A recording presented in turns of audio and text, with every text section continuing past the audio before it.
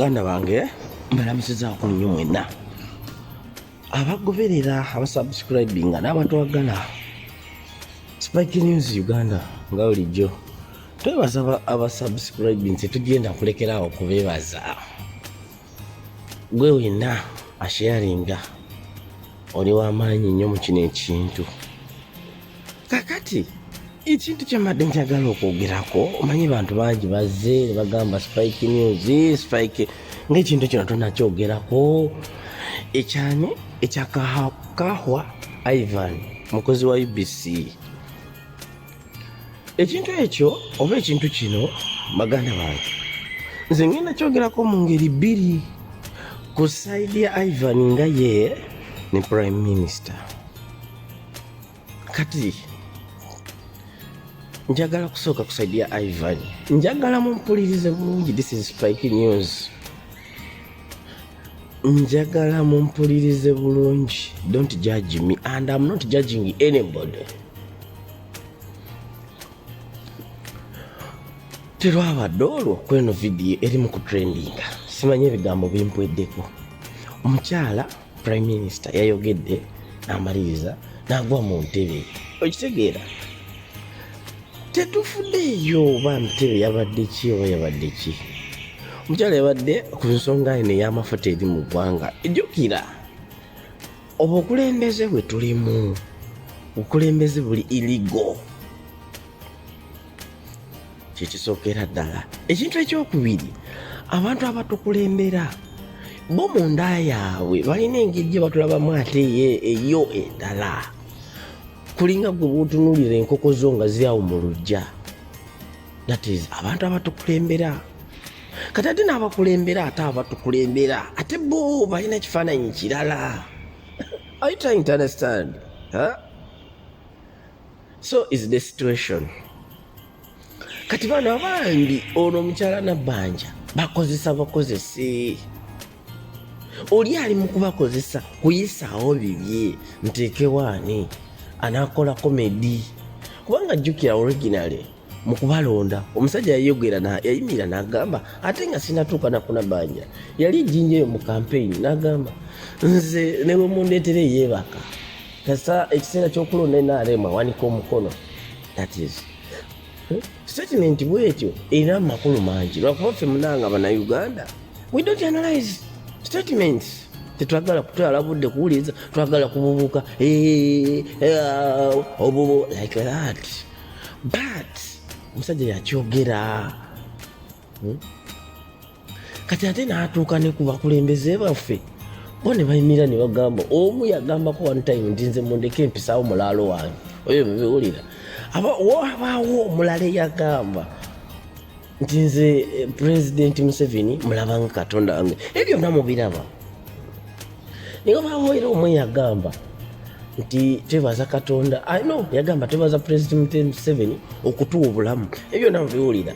Kati abantu bano statement ezo ezijja zikolebwa abamu bambi tubasasire tebazikola nti bazikola out of the understanding. Bazikola out of kwegamba nga abeera nga alina ekimwambadde. Mawulirako Minister of Information simanyi energy ng'agamba nti yembwa ekuuma ki mugagga. Can you imagine? Statement bwetyo omuntu amaze ogyogera, omwana ajja kuva eri agyogere ate bamufunaane.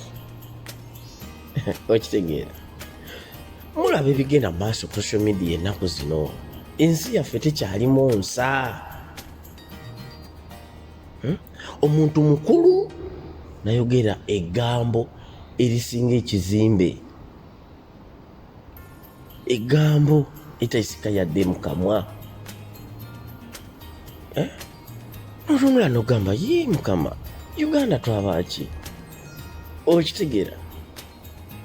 Kati back to the point. Nabanja yayogedde awo n'agamba simanyi ebigambo bikoze ki, ebigambo bimpweddeko. Pressure eriyo y'amafuta. Amafuta gali mu bbeeyi ya waggulu ate sina mafuta gokka. Nze Bana Uganda mumusobera. Mugenda ne mutunuulira ebintu ne mubibuusa amaaso ebimu. ebintu bino byatandika mu covid ng'abantu we balwala babajjanjabira bukadde 100 ekyo mwasirika nekivaawo abantu baguddewo amasomero abasomesa bali mu kusaba sente zibaagala bananyini masomero teryanjenga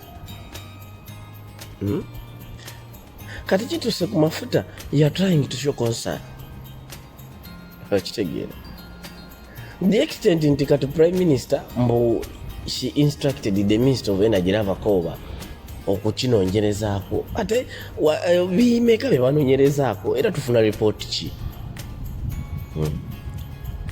kati nze statement zonna nabyo byonna ebyakoleddwa sibirabamu makulu sibirabamu mulamwa nze nga nze yayogedde mu ngeri y'okwembolereza mu ngeri ya comedy n'amaliriza nagwa mu ntebbe entebbe ezo zino entebbe eziri modern ng'ez'omu ofiisi oba mu ki entebbe weyase mukyala wattu n'akola ki yatidde yalowooza agenda kugwayo era mutunuulire background tetugenda kugamba nti muteeka wansi ezo entebbe ayinza okuba ng'azirabye bukulu si kumujerega you get yes oye minisita waffe kati naye wano mu Kampala oba mu Uganda ekiriwo kati tulinga bali mu nsiko nti asinga yatwala nga wona olaba empologoma egoba akagabi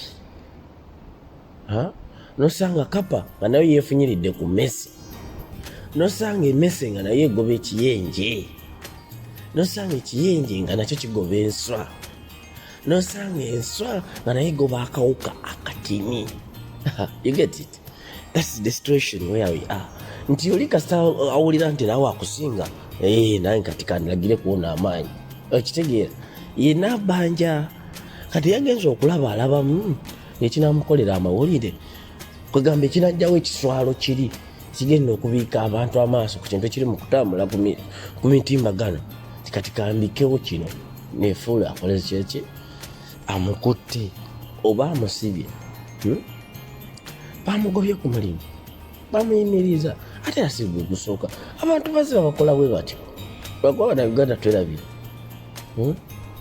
tujjukira nga waliwo owa poliisi simanyi yakola biki gwe bayimiriza ku mulimu temubiwulirangako ate era one time mujagenda mukebere ne mugonizamu Museveni oyo waliwo lwe yayogera nagamba simanyi owa poliisi olunaku olwo baba bamugamba ki neyefuula ayomba you have no right to attack me nagamba any policeman who is not doing this it will do what amabulirako atayina ne RDC go yagobako mu bantu mulujudde mu bintu ebityo sanga nusima olire okitegeera lwakuba ffe twerabira history naye ffe tujja kubajjukiza lwakuba tetwagala kumentioninga mannya wano gundi naye to just we hit point nawe nokolako obudde nokola research nonkakasa na Spike News atwala obudde nakebera mu byafaayo okitegedde muganda wange kati tulina okubeera nga tutekinga obudde ne tustudyinga situation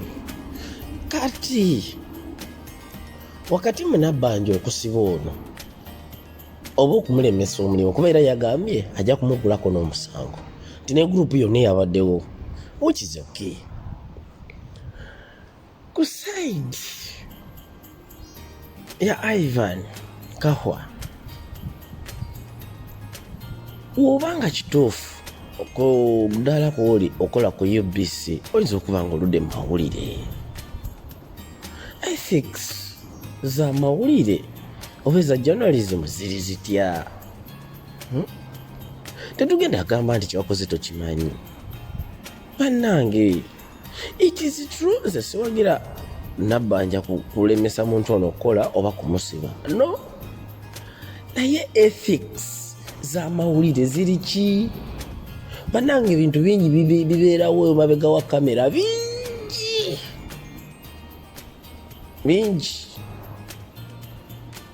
nemwezo speech zowulira Museveni zajja yogera nga afuluuta era mu kubikwata oba mu kuziwandiika okukutiza okubeera eyo manyi bagamba ebifa mu zzaaliro tebikola ki tebabyogera iyo abakyala gye bazaalira sitole nnyingi ezibeerayo nesinga tubakuba bifaananyi netubaleeta ku media omulowooza kyandibadde kitya? Kale no munnange nze kyensaba oba kyembadde ngamba nze this is Spike News. Ivan yakoze ensobi tukkirize. Omulembe oguliko si gwaffe kubanga Museveni sifa baamulonda. Ye yeeronda kuva dda Museveni ogw'ekinaana tebaamulonda.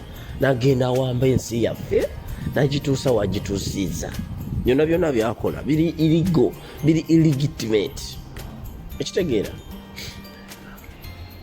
Kati naye mu mateeka Nabanja ye Prime Minister by Constitution. Constitution yene eriko kati si yaffe Bana Uganda ya Museveni. Ate nkola y'abapresidenti ba Africa oba Uganda, buli president ajja akola constitution yiye ng'ogyeko ey'omwenkaaga mu ebiri. Awo independence time ebyo ye yali ey'abantu ne bagijjawo bobota abo ne bakola ebyabwe babinaayisa.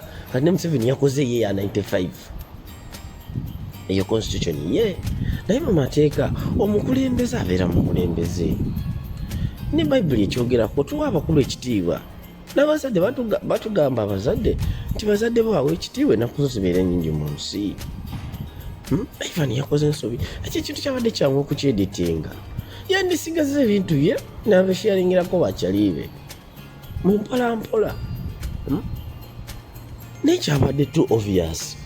Era kyabadde kiragirwawo nga kiri mu lwatu tebagenda mukolako ebintu ebyonna.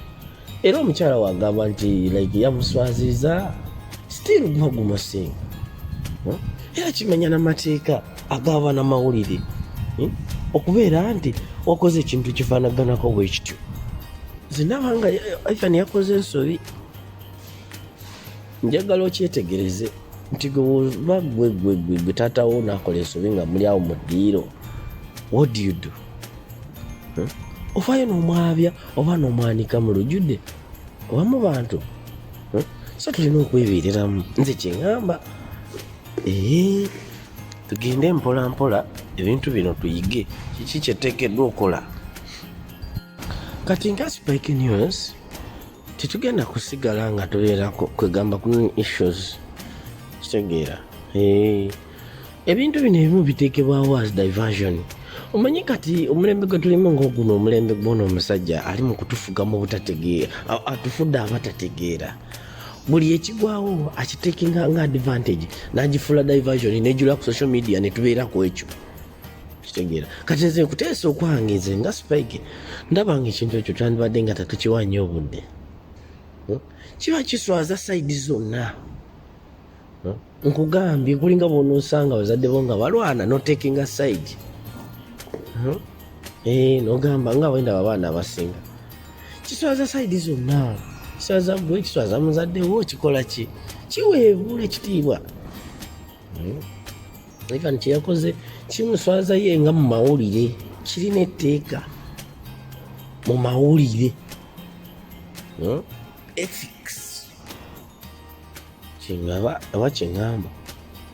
it is not ethical okujjayo kati ng'omuntu omukulu Prime Minister okumuteeka bwotyo. Kitegeera kati ffe tulina okubeera abakulu tetukkiriza ensobi ate tukozesa ensobi. Ezo ziba nsobi zifuuse bbiri. Omusajja yandyeditinze oba yeetonde. Yinza okwetonda noga nange it was like era like nga bonookiraba in any other way. Mu mawulire kikkirizibwa. Spike News Uganda nga bulijjo katubagalize olunaku olungi. Subscribe, share to support grow this mukutu kubanga bingi bikyajja era bingi tukyalina byetwagala okukolako naye tukyetaaga obuwagizi bwammwe n'obuyambi bwammwe mu ngeri ya subscription. Mweraba wafukana kyemalira abakukowa